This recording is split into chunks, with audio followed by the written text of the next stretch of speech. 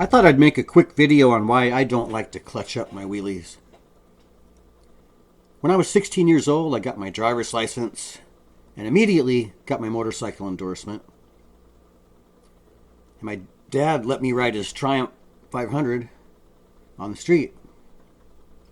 I could wheelie that bike without popping the clutch just fine, but one day I discovered that if I popped the clutch, I didn't even have to pull on the bars or stand on the pegs and bounce the forks, and this effortless wheelie just popped the clutch. It came right up.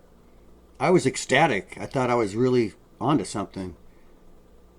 And after a while of doing this, it didn't take long, and the clutch quit working correctly. It wouldn't release all the way when I pulled in the clutch. And I never told my dad what I did to his bike, but he took it apart and the clutch was all damaged. Not the plates, the clutch itself. Well, both, really. But there were grooves dug into the clutch basket, stopping the plates from moving back and forth freely when you pulled in the clutch. Here's a picture I got offline of a Triumph where it was damaged from popping the clutch. And that's what it looked like.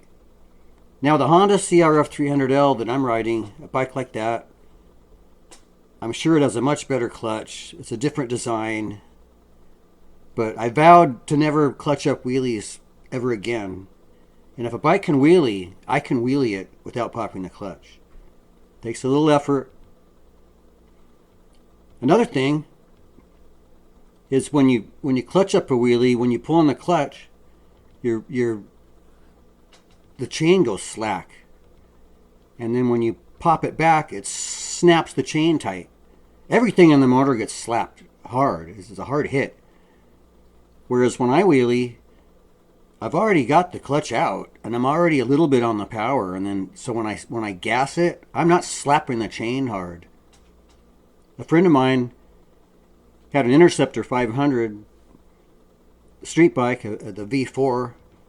It was a really nice bike, and he was hard on his bikes. He rode all his bikes really hard, and he was clutching up a wheelie one time, and his chain snapped in half, and it slammed into his engine, and it bunched up. It couldn't get through fast enough, and so what it did was crack the case and pulled on the shaft and moved the shaft, and all the gears inside, a bunch of stuff was all broken up.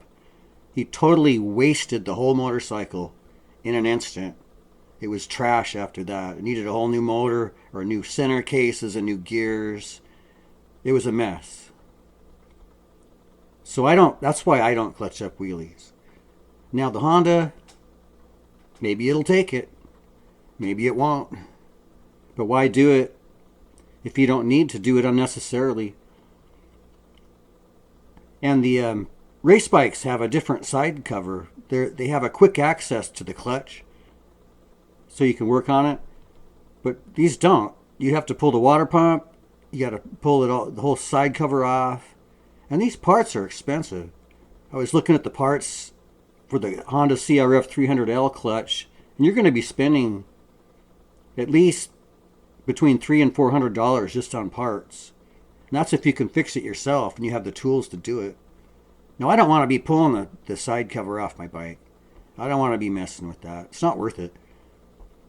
Now, I ride hard though, and I don't mind replacing brake pads. I'll do brakies all day and everything, and wearing out my brakes. And I'll skid my tires around, wearing out my tires, and I'll bounce it. The suspension's made to take all that. The bike will take all of that. And brake pads will take you 5 minutes to put a new set in. And tires, they're easy to replace. But tearing into the engine, I don't like to have to do that. If I don't have to, why do it if you don't have to? But anyway, that's my little video on why I don't clutch up wheelies. Thanks for watching and have a great day.